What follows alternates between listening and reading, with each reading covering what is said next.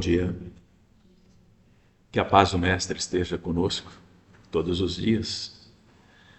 Enquanto a amiga estava falando, eu estava observando essa fileira da frente que é totalmente vazia. Isso lembra aqueles traumas da infância, na época da escola, onde todo mundo sentava lá no fundo para não ser chamado o primeiro pelo professor. E nós carregamos isso até hoje. Ninguém gosta de sentar à frente. Mas são coisas da nossa infância, da nossa vida. Hoje falaremos sobre um conceito muito importante para todos nós, na preleção, que é a piedade, os órfãos e o egoísmo. Assim, entender e perceber o que a piedade representa para nós, nos remete um pouquinho à nossa infância, a nossos pais, quando a maioria de nós, de origem familiar católica, aprendimos a orar na igreja e sempre havia algo que nós dizíamos assim: tende piedade de nós.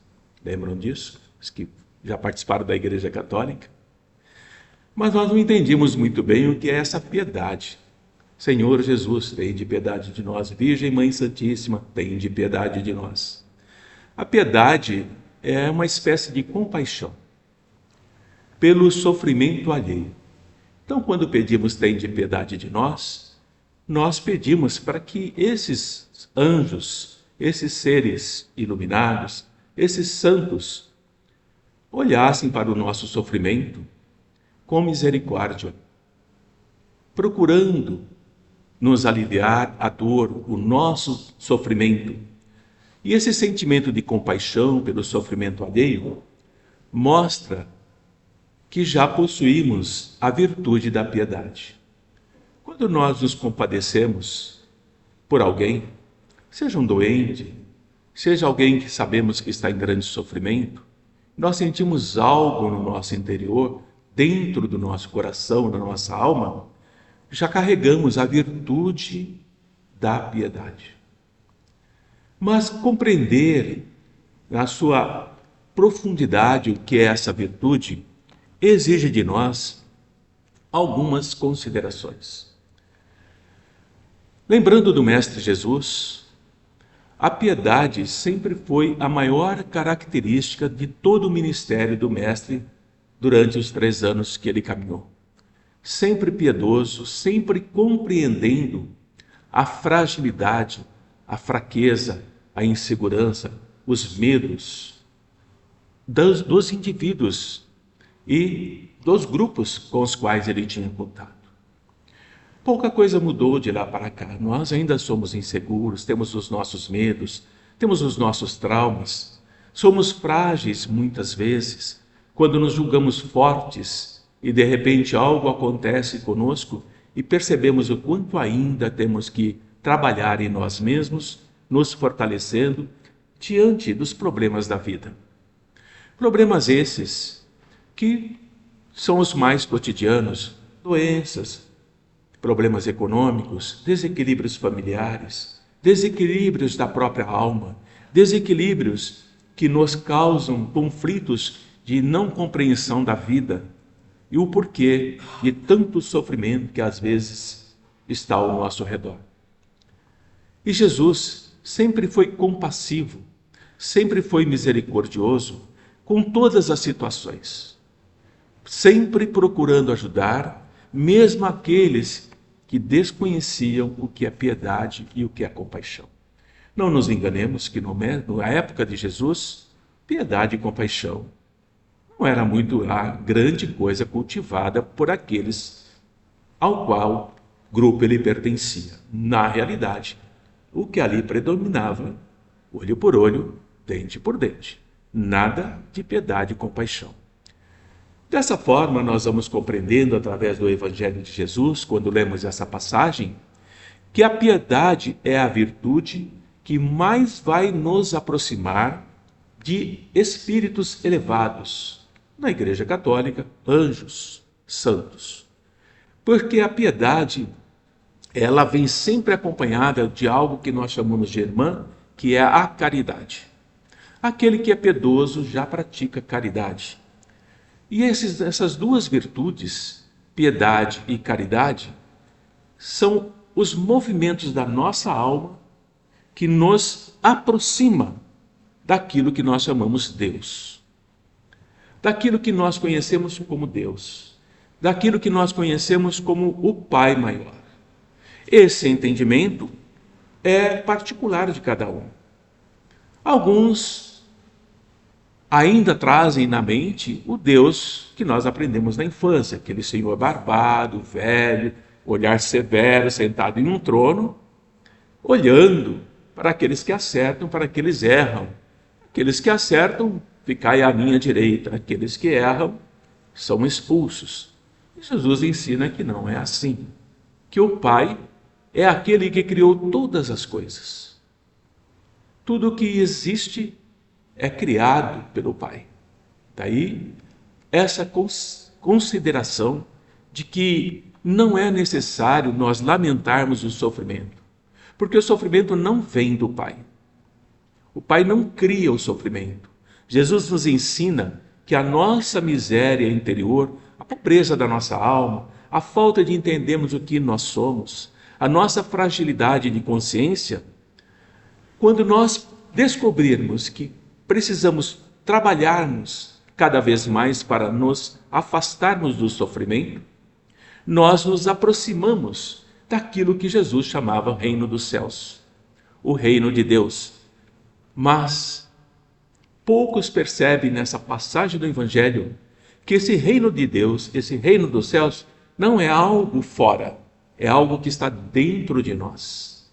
Esse reino já está em nós, só que nós ainda não o conhecemos, não sabemos o caminho que nos leva para ele. Consequentemente, a piedade, quando profundamente sentida em Jesus, é o que se manifesta como amor.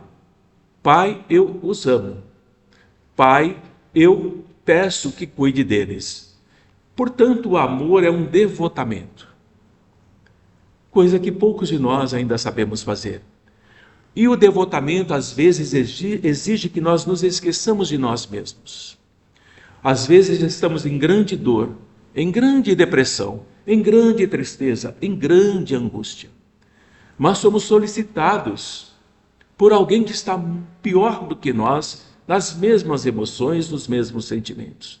E o devotamento, muitas vezes, nos leva a socorrer aquele que sofre mais do que nós, esquecendo a nossa própria dor.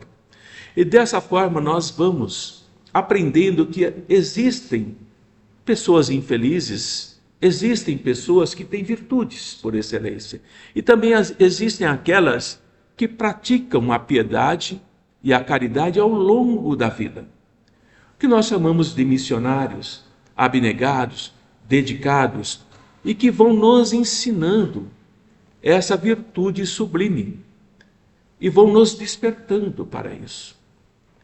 Assim sendo, a piedade que nós podemos entender de Jesus não é essa piedade que nós conhecemos hoje, essa piedade convencional que nós conhecemos.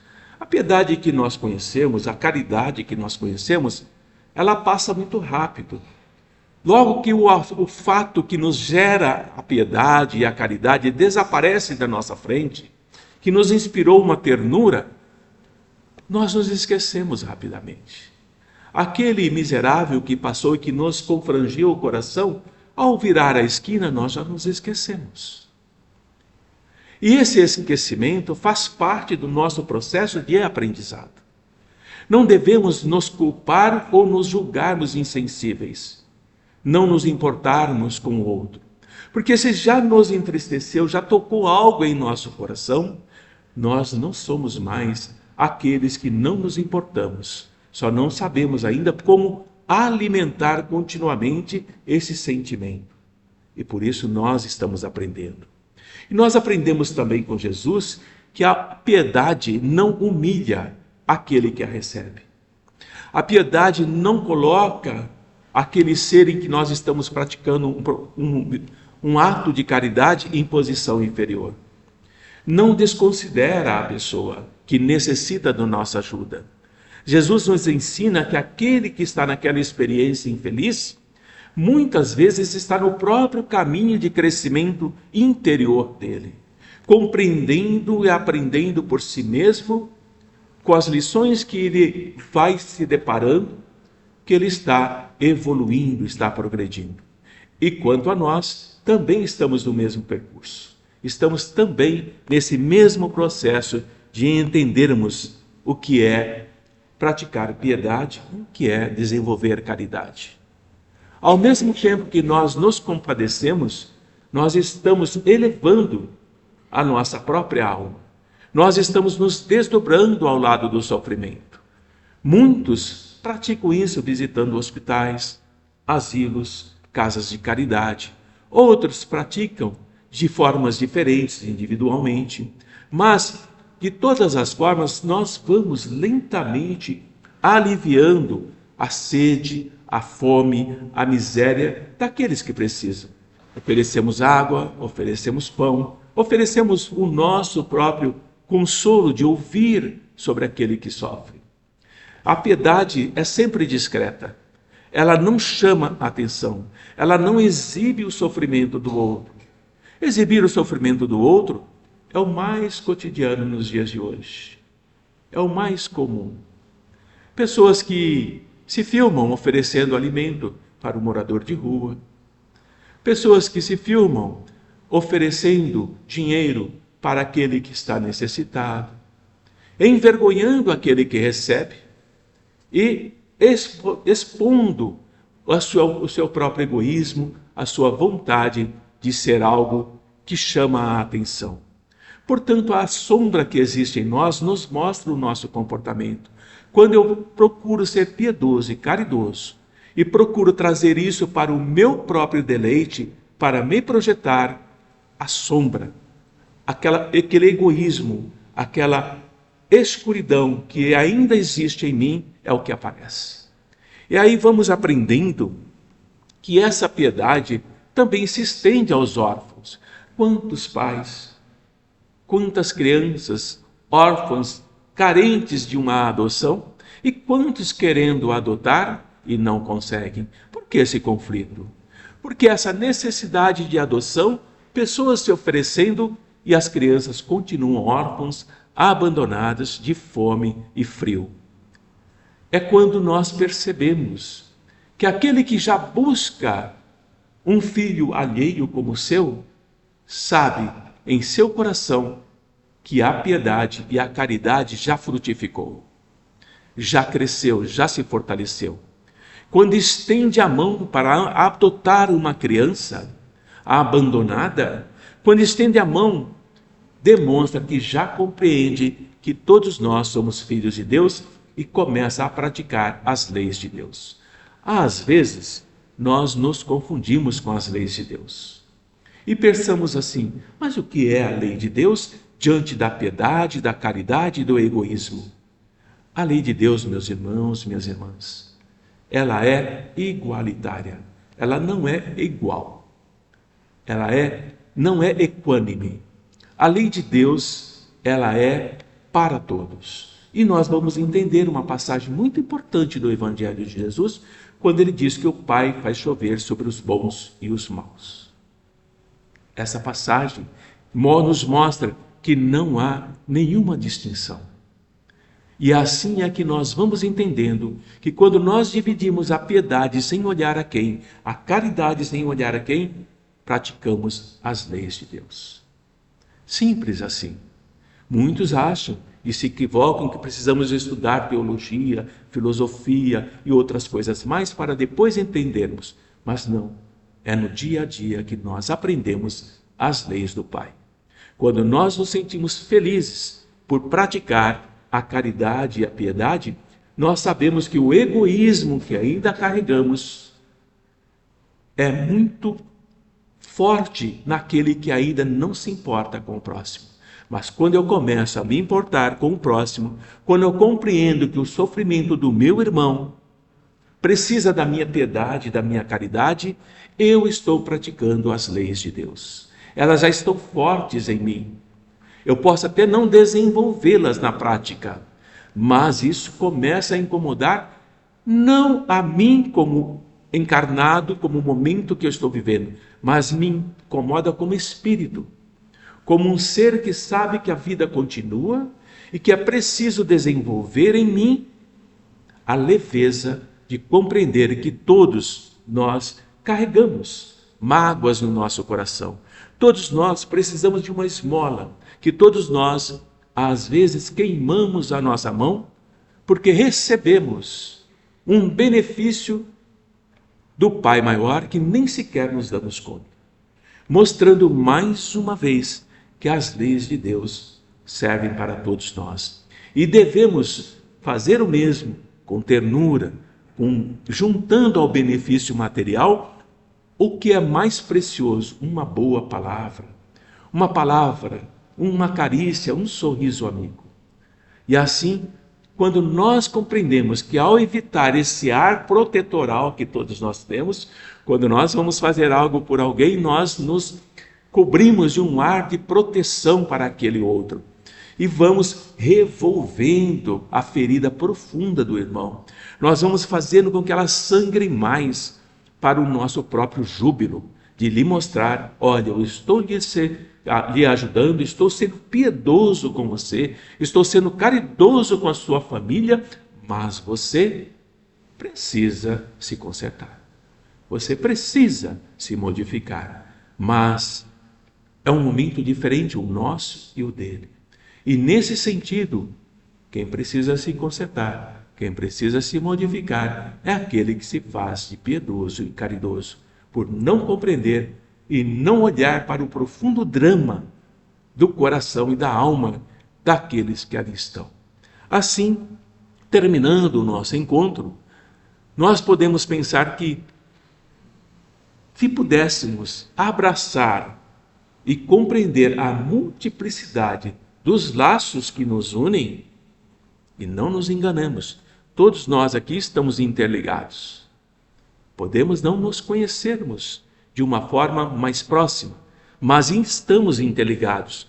Nós nos aproximamos como seres humanos, um dos outros.